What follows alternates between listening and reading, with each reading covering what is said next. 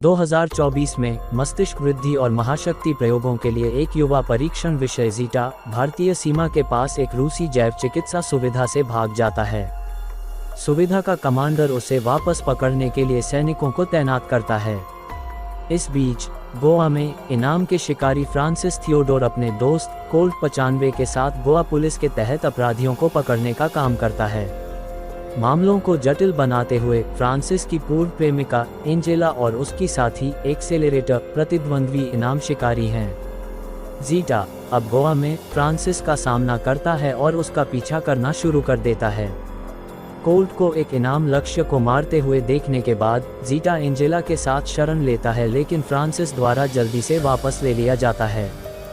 Francis के साथ यात्रा करते समय ज़ीटा को दौरा पड़ता है। ज़ीटा का पीछा करने वाले सैनिक अंततः उसे ढूंढ लेते हैं और फ्रांसिस और उसकी टीम पर हमला कर देते हैं। ज़ीटा को पकड़ लिया जाता है, जिससे फ्रांसिस उनका पीछा करता है। जैसे जैसे पीछा आगे बढ़ता है, फ्रांसिस के अतीत के टुकड़े सामने आते हैं। 1070 में रोमन सैनिक दक्षिणी भारतीय उपमहाद्वीप के पास 5 द्वीपों में से एक पेरुमाची पर विजय प्राप्त करने का प्रयास करते हैं। स्थानीय निवासी कोडुवन की मदद से वे द्वीप की रक्षा करने वाले 100 योद्धाओं को मार देते हैं। हालांकि एक जीवित व्यक्ति सेलुमारा बच निकलता है और सरदार संथी को सचेत करता है। प्रतिशोध में संथी के बेटे कंगुवा कंगा जनजाति के सामने कोडुवन को मार देता है। दुख से अभिभूत कोडुवन की पत्नी अपने बेटे पोरुवा को कंगा को सौंप देती है और फिर आग में भागकर अपनी जान ले लेती है। कंगा पोरुवा को अपने शिष्य के रूप में पालता है और उसे योद्धा बनने के लिए प्रशिक्षित करता है। पेरुमाची पर कब्जा करने में विफल होने पर रोमन पड़ोसी द्वीप अर्दी के सरदार उधिरन के साथ गठबंधन करते हैं, जिससे दोनों द्वीपों के बीच मौजूदा दुश्मनी और बढ़ जाती है।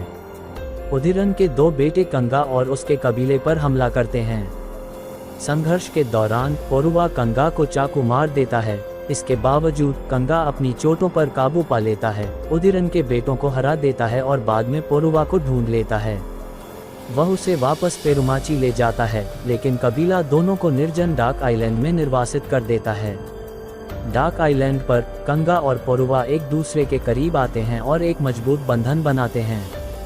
पेरुमाची की महिलाएं अंततः उधिरन के तीसरे बेटे को मार देती हैं, जिससे उधिरन डाक आइलैंड पर अंतिम हमला करने के लिए प्रेरित होता है। कंगा उधिरन की सेना को हरा देता है और उसके जहाज पर उसका सामना करता है। एक निस्वार्थ कार्य में पोरुवा कंगा की जीत सुनिश्चित करने के लिए खुद को बलिदान कर देता है। तबाह हो चुका कंगा उधिरन को मार देता है और पोरुवा के बलिदान का सम्मान करने के लिए अपने भविष्य के जीवन को समर्पित करने की कसम खाता है।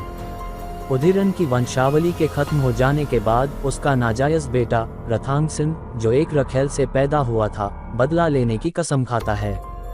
2024 में वापस फ्रांसिस को कंगुवा का पुनर्जन्म होने का पता चलता है, जबकि ज़ीटा पोरुवा का पुनर्जन्म है।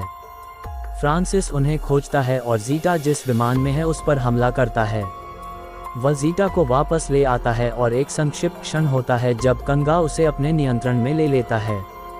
ज़ीटा के साथ अपने संबंध को लेकर अभी भी भ्रमित फ्रांसिस उसे अपने साथ ले जाता है, ये सुनिश्चित नहीं कर पाता कि वह उसके प्रति अलग तरह से क्यों महसूस करता है।